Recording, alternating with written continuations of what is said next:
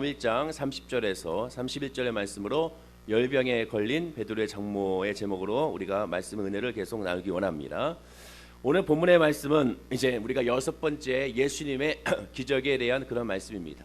지난번에 말씀드린 것처럼 카드에 나와 있는 그 순서는 다 예수님의 기적의 순서인 것을 우리가 보게 되는 것이죠. 특히 오늘 본문의 말씀은 마태복음 8장 14절과 17절 말씀, 또 누가복음 4장 38절에서 41절의 말씀에도 나오는 말씀입니다.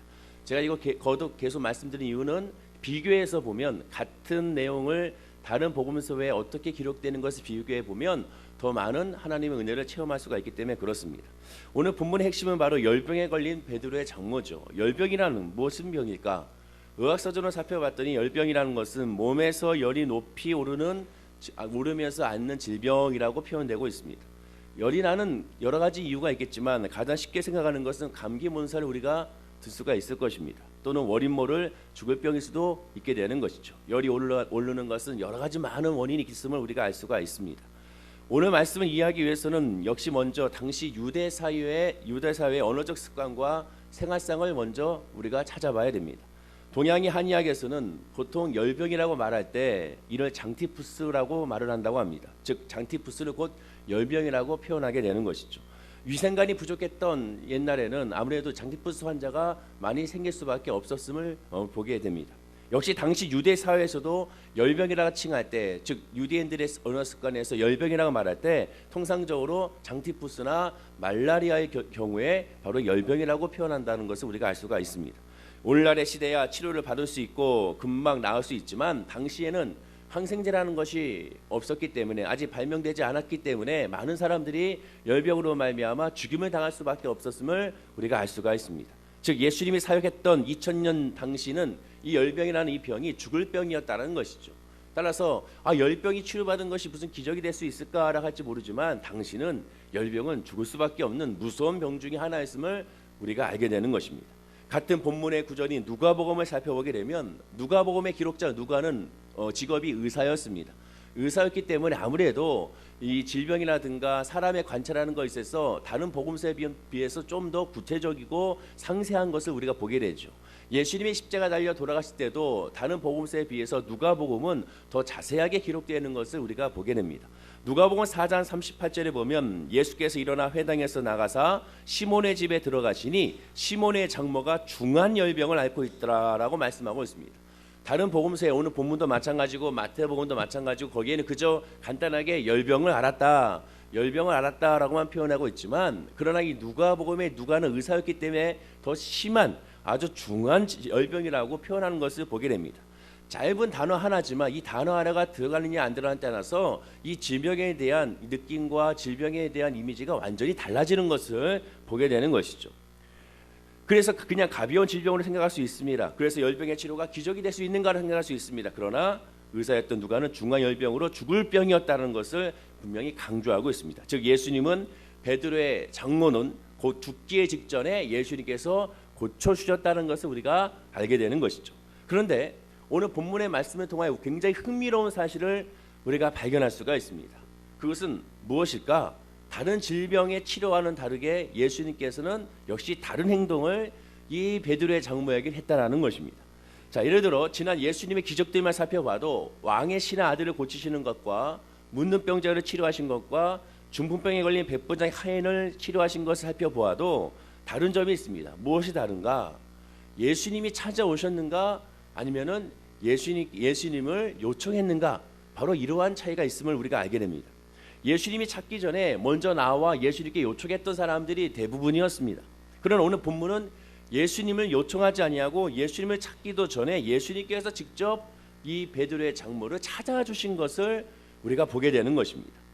물론 베드로의 장모가 열병으로 말미암아 의식이 없어서 예수님을 본인이 찾을 수는 없었을 것입니다. 그러나 우리가 안다시피 왕의 신하라든가 중풍에 걸린 백부장의 하인 같은 경우에도 본인이 직접 예수님을 찾은 것이 아니라 주변 사람들이 예수님께 요청하고 예수님을 찾았음을 우리가 보게 되는 것이죠. 물론 본문 30절 말씀 한번 우리가 다시 한번 읽어보겠습니다. 자, 30절 말씀입니다. 시작.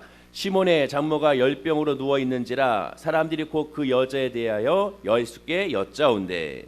물론 주위 사람들이 베드로의 장모를 향하여 여짜왔습니다. 베드로 장모의 상태를 얘기했습니다. 그러나 시몬 베드로의 장모에 대해서 많은 사람들이 알렸지만 가장 중요한 사람은 전혀 요청하지 않았습니다. 그 사람이 누굴까요? 여기 성경에 한 사람이 나와야 되는데 그 사람이 예수님, 이 사람이 이렇게 아픕니다. 이분이 너무 아픕니다. 좀 치료해 주십시오라고 요청해야 되는데 전혀 요청하지 않았던 것입니다. 바로 시몬 그 자체, 베드로가 자기의 장모님이 아프고 죽을 병에 걸렸으면 예수께 다가가서 예수여 내 장모님을 고쳐주십시오, 내 어머님을 고쳐주십시오라 해야 되는데 시몬 베드로는 전혀 요청했다는 기록이 없는 것입니다.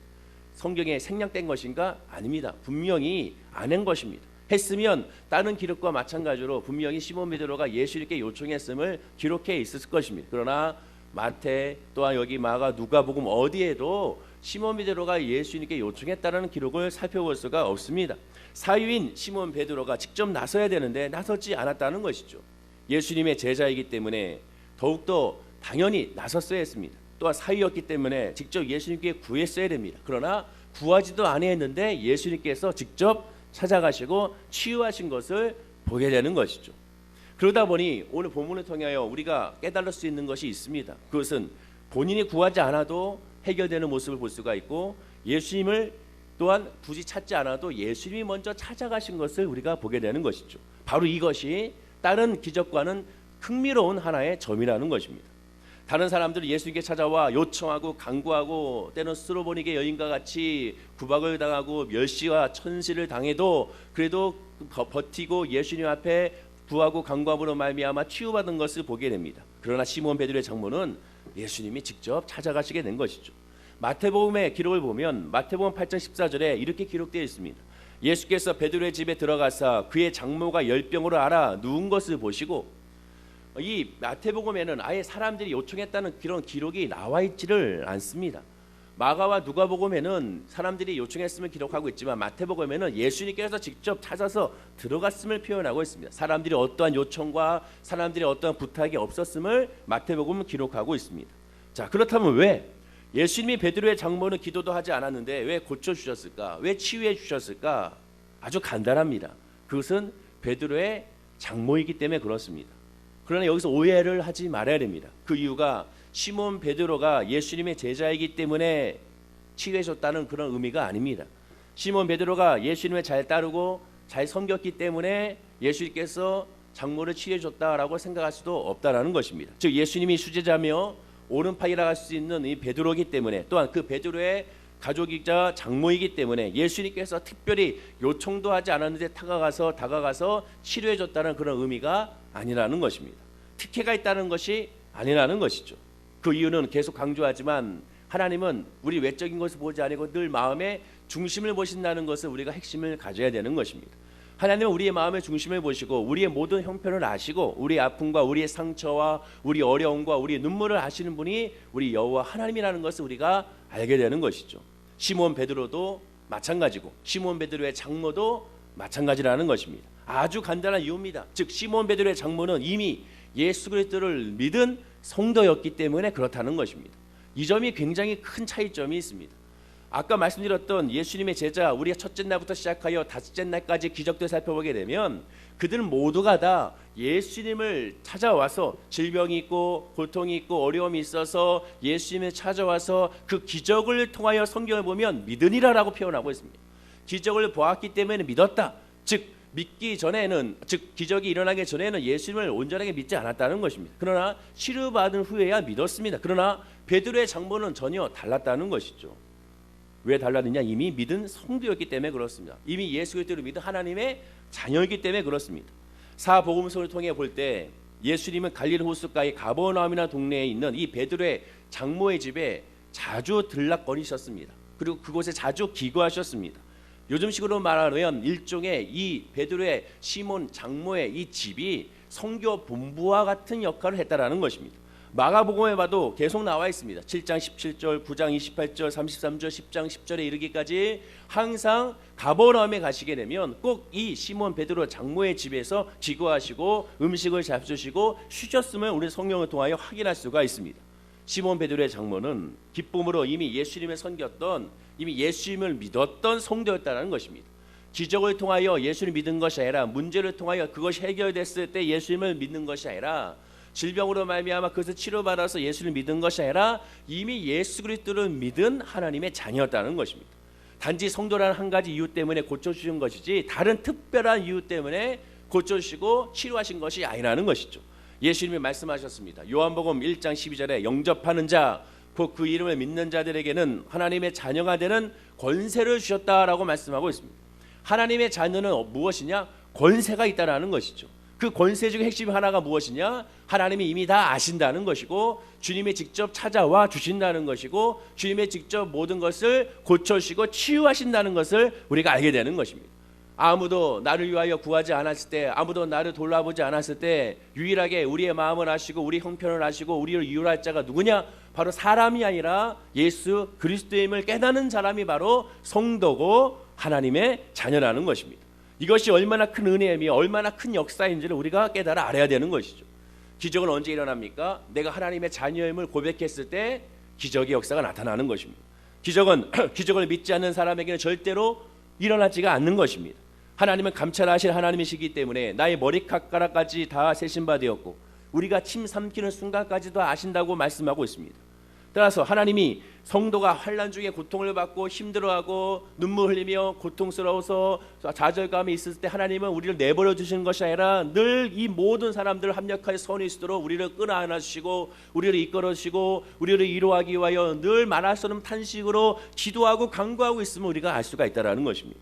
그리고 이 모든 것을 예수 그리스도의 말씀을 확증했을 때 기적의 역사가 일어나게 되는 것입니다. 그래서 믿음이란 무엇이라 표현합니까?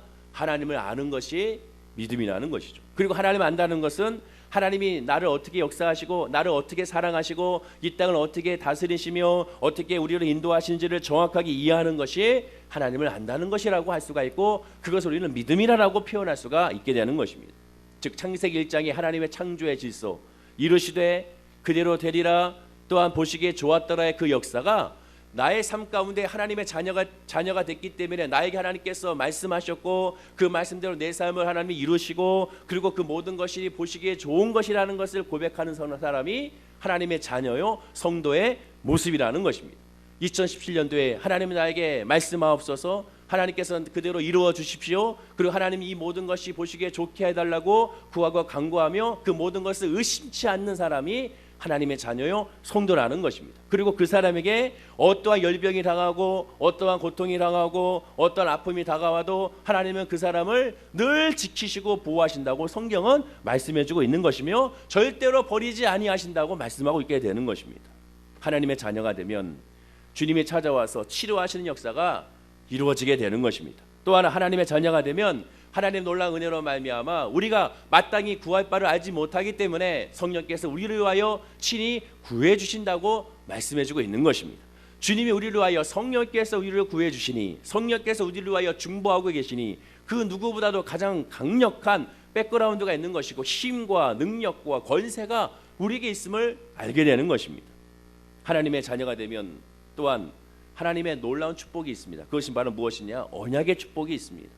우리 창세기 17장 1절과 8절 말씀을 한번 읽어보겠습니다. 창세기 17장 1절에서 8절까지의 말씀입니다. 창세기 17장 1절에서 8절까지의 말씀 구약성경 19쪽에 있습니다. 창세기 17장 1절에서 8절까지의 말씀입니다. 다 우리 찾으신 걸로 믿고 1절에서 8절까지 말씀 천천히 한번 읽어보겠습니다.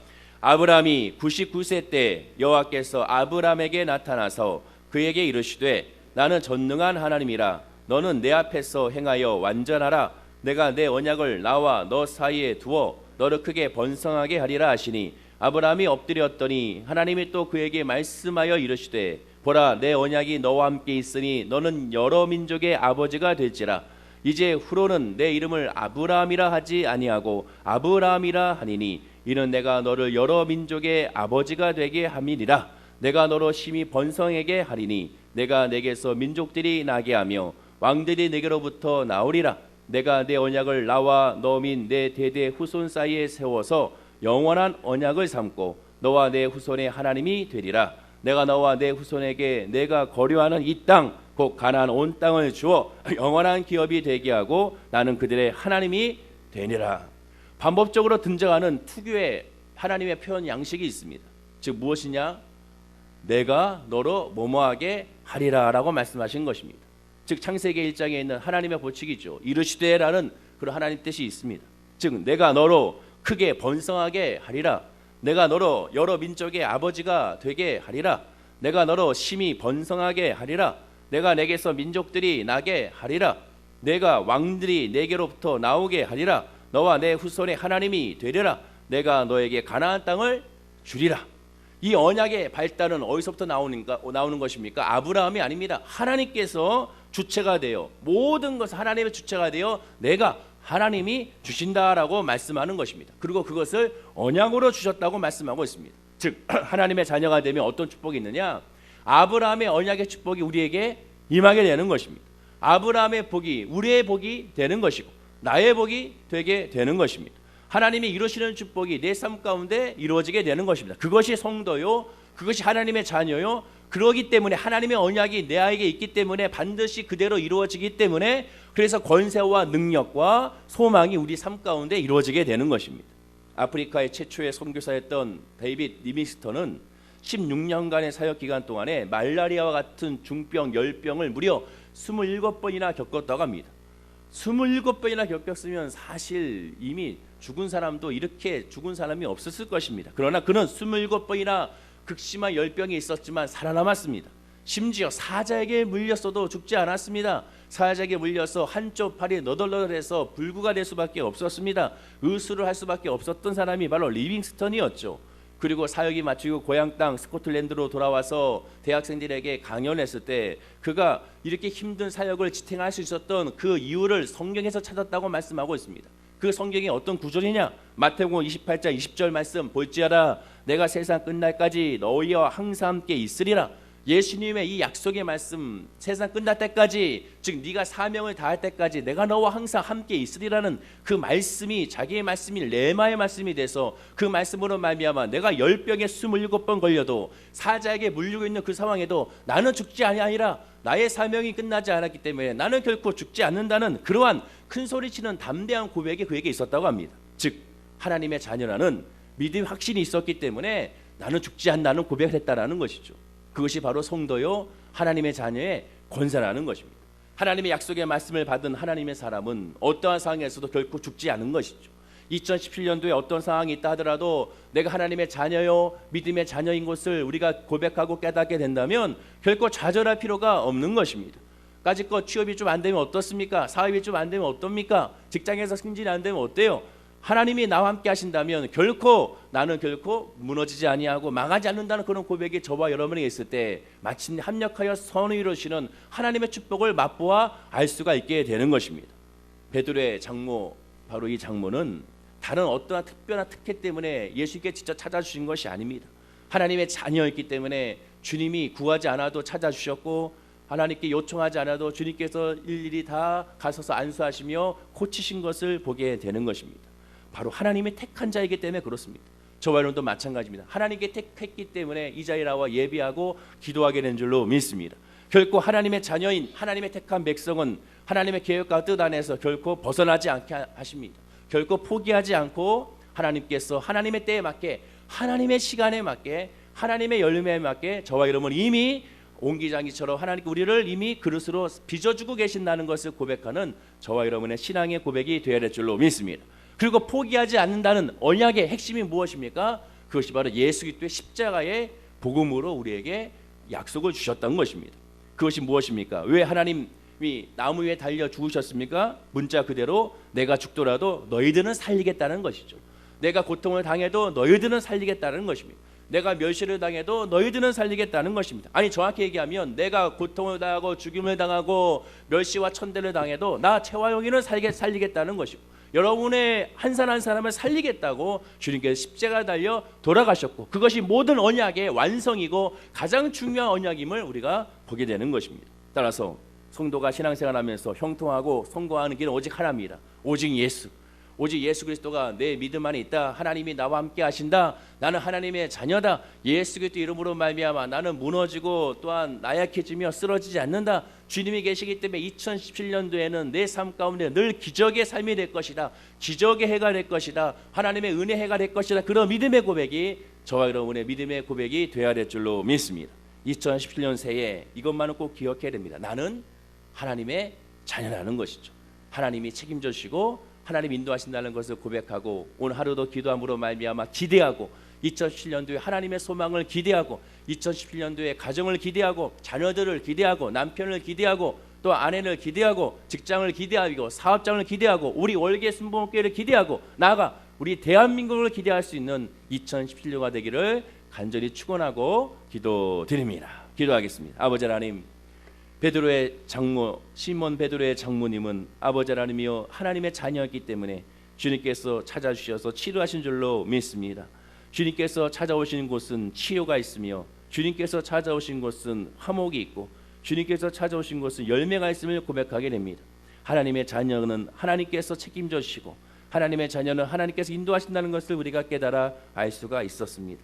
사랑하는 모든 우리 월계순복교 성도님들이 늘 하나님의 자녀가 됐음을 또한 그 권세가 있음을 기억하게 하시고 하나님의 언약의 말씀이 우리에게 있으며 예수 그리스도의 십자가 보혈의 능력이 우리에게 있음을 기억하는 우리 모든 성도님들이 될 수 있도록 은혜와 은총과 복을 부어 주시옵소서.